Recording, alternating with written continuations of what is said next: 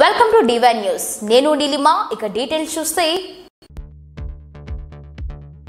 ముమ్మిడివరం నియోజకవర్గం కాట్రనికోన మండలం గోరగడమూడి సెంటర్లో ఈ రోజు గౌడ సామాజిక వర్గానికి వన్నె తెచ్చిన వీరుడు సర్దార్ సర్వాయి పాపన్న గౌడ్ 375వ జయంతి సందర్భంగా ఈ రోజు గొరగనమూడి సెంటర్లో జెండా ఆవిష్కారం మరియు కేక్ కటింగ్, జన సమూహంతో బైక్ ర్యాలీ, బాణసంచా కార్యక్రమాలతో సర్దార్ సర్వాయి పాపన్న గౌడ్ జయంతి అంగరంగ వైభవంగా జరుపుకున్నారు.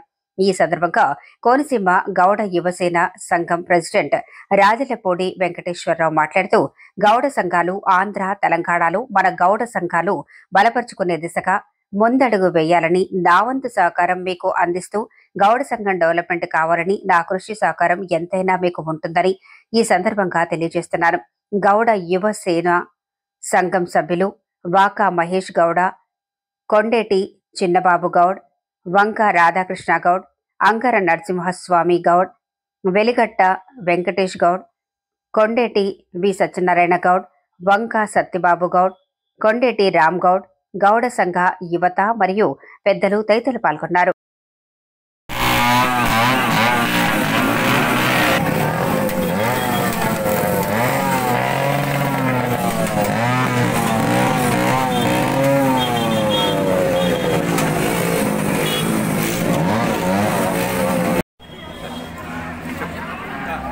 ఈరోజు 375వ సర్దార్ పాపన్న గౌడ జయంతి సందర్భంగా ఈరోజు కోనసీమ జిల్లా ఆర్జీనికోన మండలం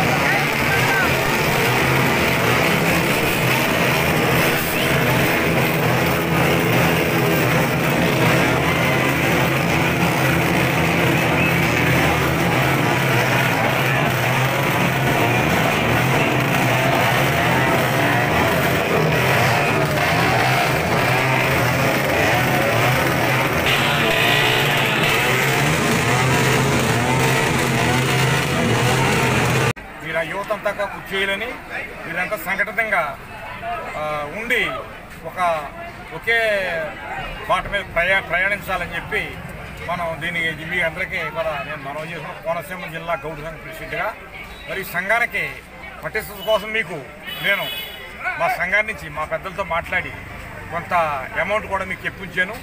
దాన్ని కూడా మీ ఇందులో కలుపుకుని ఒక ఫిగర్ తయారు చేసి సంఘాన్ని పటిష్టంగా నడపాలని, మరి మనకి మన పాపన్న గౌడ్ గారు మరి కల్లుగీత కులంలో పుట్టి ఒక కల్లుగీత కార్మికుడిగా ఈరోజు మరి అనేక రాష్ట్రాల్లో ఆయన యొక్క జయంతిని ఎంతో ఘనంగా జరుపుకున్నారు. అంటే ఆయన యొక్క పట్టుదల, పౌరుషం, ఆయన కృషి వల్ల మరి ఒక గోల్కొండ మహారాజుగా ఆయన